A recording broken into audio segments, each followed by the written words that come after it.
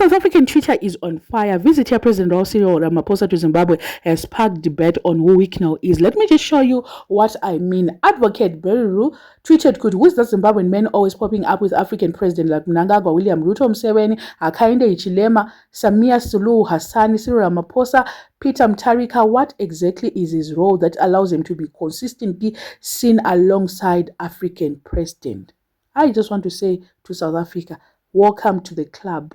My Africans say we would like to know. I've seen several videos on YouTube. Vachitovhunzawo, when you visit other countries, achinoona nemapresident achisheka mahenzi vachisaina vachita sei, vanotosorowo vaine mubvunzo uri kubvunzwawo nemaSouth Africans aya. Isiwo titoriwo nemubvunzo wekuti who is he?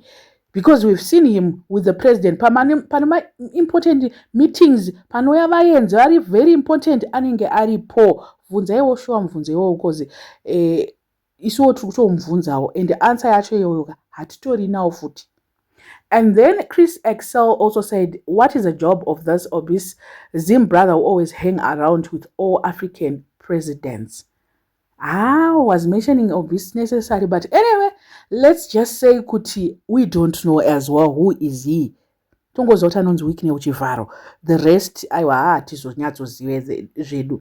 And then Operation Dudula inodzinga ma-foreigners. They also said, who is that Zimbabwean guy always seen with African president and what is his job? And then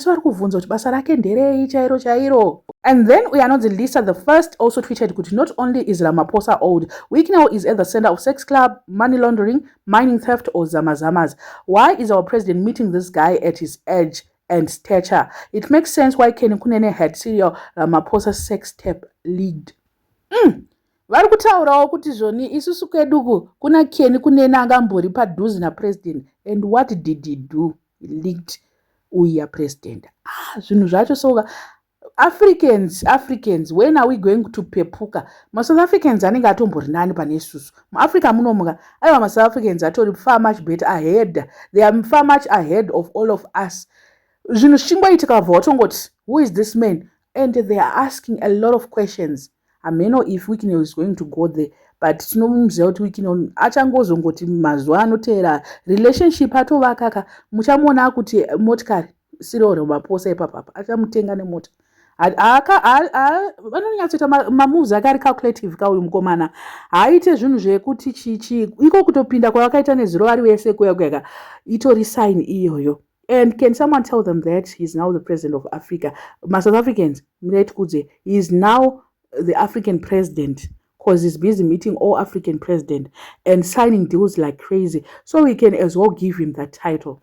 We can give him that title. He's now the African president. He's not an African president, but I think that title suits him well because everywhere in Africa he's there. Ashita kunge ari kutoita kunge ari pamusoro. Kwavo kuna Mutsipe ndiye vanoti he's the richest man in South Africa, but have we seen him hanging around the president or he's busy securing deals? But munongomunzwa kuti he's the richest, he's the what to South Africa. Have you seen him flaunting things on social media, buying cars for people? We've never seen him doing that. So let's ask ourselves, who is always around president, achizviti self-made millionaire, I'm what, but anogara ari State House. What deals is he securing there with other president? Kana ari self-made millionaire, does it need him to be hanging around with the president unless he's benefiting, unless my millions ake ari kubva ikoko? And also they should know that he sells ballot papers as well. South Africa is about to have their elections. Ngavangoziva kuti murume uyu, if you want to win as well, you can contact him pama elections apa anogona kuita something pama ballot papers.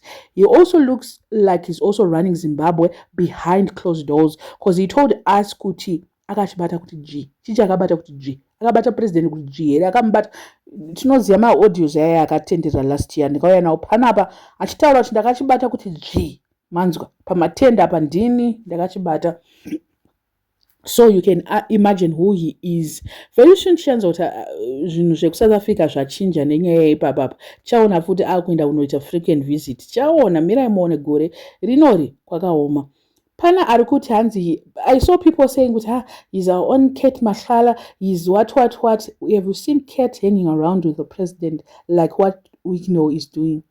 have we seen him but aingosecure madeals matenders achidya mari achiita sei but achinyatsozoti more connected zvekutodaro but aisatombooneka aina president dzungu racho iroro muri kuriona sei ana Scott vari kudya neZANU-PF but makamboona achitatsoma-tsoma napresident kudai so but haasi millionaire haasi kuwana mari president chavakakanganisa kuisa murume uyu anenge achitoziva everyday kuti president vageza vakananga kwakati kunge ndiye ari kutori museko anenge ungati ndiye anenge atori mumasecles apresident ekutonyatsoziva kutoti vageza nhasi vari kumwa tea pakati and vakapedza kumwa tea vachaenda kunosimudza ndege vakananga Victoria Falls kana kuti vakananga Kwekwe chikopokopo chavo chinenge chakadai so muri kuona manje ndo zvatinonyatsoti president wedu ka aiwa vane kamwe kakudzvedebera kamwe kavainako so munhu ngaitewo zvinhu zvake madhiri ake asiri kuincluda just a normal person manje vanoita isusu like tinototi vanhu vakapusa magrade 2F chaiwo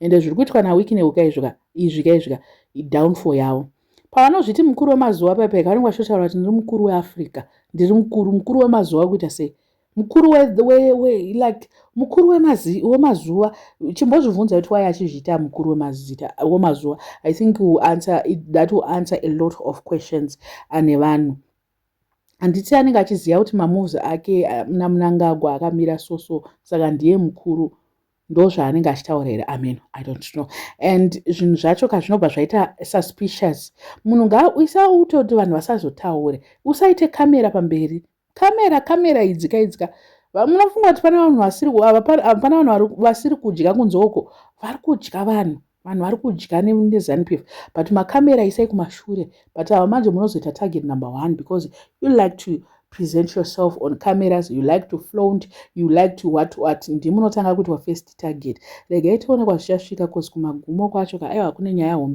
hombe chaiyo isusu regai tingoti mwari toisa zvese kwavari kuti whatever is going to come may it also favor the citizens of Zimbabwe. It's not like Africans, it's not like Africa we are not rich kutoenda kunze kwenyika kuEurope uko kauka imagine kuti ma-Europeans they came here and colonized us because vaitoona kuti kuAfrica kune mari they exploited us, they did this and that nguva yecolonization nguva yeapartheid they did what they did andika vaitoona kuti kunoku kune mari and that same money iyoyo it's still there ichirimo mari iyoyo maminerals achirimo but inyaya yekungoti pane vanhu 2 chete vari kumawana the rest aiwa hamuna basa dai vanga vachibawo vachitaura kuti tidyewo tese seZimbabwe vachitivharavhara manje vanobva vaba zvekubva vaendera futi nekuba kwacho so hatina kana tsitsi nevanhu vakadaro